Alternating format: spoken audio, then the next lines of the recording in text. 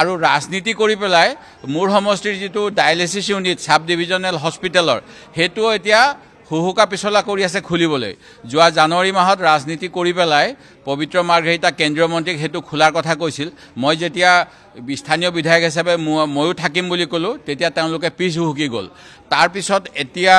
যোৱা 19 তাৰিখে মই অসমৰ শিক্ষামন্ত্ৰী ডাঙৰীয়া শিৱসাগৰলৈ যাওঁতে তেখেতক ক'লো আপুনি এটা ফিতা কাটক যাতে যিবিলাক দুখীয়া পৰিয়াল তেওঁলোকে আজি ডায়ালিসিছৰ কাৰণে ডিব্ৰুগড়লৈ যাব লগা হয় স্থানীয়ভাৱে হ'ব পাৰে সেই কামটো কিন্তু চৰকাৰে কৰা নাই এতিয়া খবৰ দিছে যে অশোক সিংঘাল ডাঙৰীয়া কোনোবা এটা শুভ মুহূৰ্ত চাই পঞ্জিকা চাই পেলাই যাব আৰু আমাৰ দুখীয়া মানুহবিলাকে বেমাৰত ভুগি ভুগি মৰিব এনেকৈ স্বাস্থ্য বিভাগটো এই এজন দুৰ্নীতিগ্ৰস্ত মন্ত্ৰীয়ে চলাই আছে আৰু এই কথাটো আমি চৰকাৰৰ আৰু মুখ্যমন্ত্ৰীৰ দৃষ্টি আকৰ্ষণ কৰিছোঁ অন্যতম আজি এটা গুৰুত্বপূৰ্ণ কথা আমি এটা বিশেষ সভা স্থগিত প্ৰস্তাৱ আনিছিলোঁ যিহেতু অশোক সিংঘাল ডাঙৰীয়া পূৰ্বতে আছিল গুৱাহাটী উন্নয়ন আৰু নগৰ উন্নয়ন বিভাগৰ মন্ত্ৰী সেই সময়ত গুৱাহাটীবাসীৰ যি জলা যন্ত্ৰণা এজাক বৰষুণ দিলে বানপানী হয় বানমুক্ত অসম কৰাৰ যিটো বিজেপিৰ সুশাসন দিম বুলি কোৱা বিজেপিৰ দুৰ্নীতিমুক্ত প্ৰশাসন কৰিম বুলি কোৱা বিজেপিৰ নিৰ্বাচনী প্ৰতিশ্ৰুতি সেই প্ৰতিশ্ৰুতি পালন কৰিম বুলি কৈ তেওঁলোকে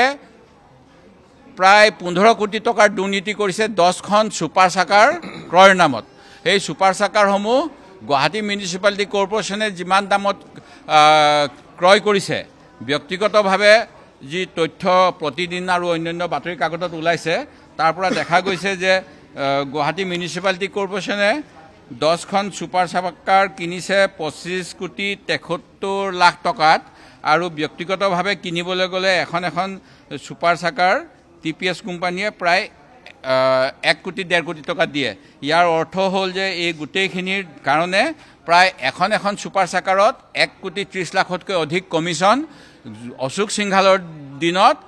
খোৱা হৈছে যিটো কমিছন নাখাও দুৰ্নীতিমুক্ত প্ৰশাসন কৰিম বুলি কোৱা এজন মন্ত্ৰীৰ আৰু এই মন্ত্ৰীক নিয়মমতে মুখ্যমন্ত্ৰীয়ে বৰখাস্ত কৰিব লাগিছিল বৰখাস্ত নকৰি তেখেতক জলসিঞ্চন বিভাগটো ৰাখি থলে এই জলসিঞ্চন বিভাগটো দুৰ্নীতি হৈছে যাৰ ফলত বিধানসভাত আমাৰ প্ৰশ্নৰ উত্তৰত আহিছে যে সদনত ভুৱা তথ্য দিয়া হ'ল আৰু এই তেখেতৰ পিএ এজন আছে ভূঞা নামৰ এই ভূঞা নামৰ ব্যক্তিজনে জইণ্ট ভেঞ্চাৰ খুলিছে কেইজনমান ব্যৱসায়ীৰ লগত কিবা সেশান নামৰ এজন সুমিত সেশান আৰু কাৱাৰ লগত কিন্তু জইণ্ট ভেঞ্চাৰ কৰিবলৈ যি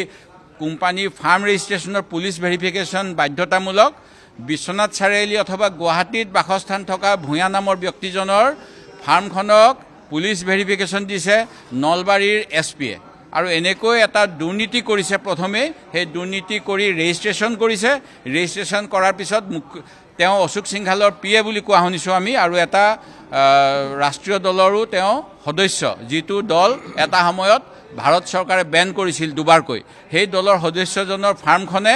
এতিয়া অসমৰ কোটি কোটি টকাৰ কাম কৰিছে আৰু পানী ওলোৱা নাই এই দুইটা দুৰ্নীতিৰ বিষয়ে আলোচনা বিচাৰিছিলোঁ আলোচনা নকৰিলে সদন কমিটিৰ কথা কৈছিলোঁ সদন কমিটি দিয়াৰ নিয়ম নাই বুলি কৈছে যিটো একেবাৰে মিছা কথা কাৰণ শাসক পক্ষৰ বিধায়ক যেনেকৈ থাকে শাসক পক্ষৰ ফালৰ পৰাই অধ্যক্ষ নিৰ্বাচিত হয় অসম গণ পৰিষদৰ চৰকাৰৰ বিৰুদ্ধে ষ্টেট ফেডৰ চাউল কেলেংকাৰী আৰু অসম বীজ নিগমৰ আলু কেলেংকাৰীৰ বিৰুদ্ধে গণেশ কুটুম ডাঙৰীয়া অসম গণ পৰিষদৰ অধ্যক্ষ থাকোঁতে অসম বিধানসভাৰ সদন কমিটি কৰি দুৰ্নীতি নিৰ্মূল কৰাৰ এটা প্ৰয়াস কৰিছিল এই চৰকাৰখনে মুখত কয় দুৰ্নীতিমুক্ত সুশাসন কিন্তু আজি তেওঁলোকে প্ৰটেকশ্যন দিছে সদনত যিসকল শাসকীয় পক্ষৰ পাৰ্লিয়ামেণ্টাৰী এফেয়াৰ্ছ মিনিষ্টাৰ আছে অন্যান্য মন্ত্ৰী আছে তেখেতসকলৰ এই কথা ক'বলৈ সাহস হোৱা নাই যে দুধ কা দুধ পানী কা পানী এই কথাটো নকৈ পেলাই তেখেতসকলে আভুৱা ভৰা কথা কৈছে আমি বিৰোধীয়ে সদন কমিটি বিচাৰিছোঁ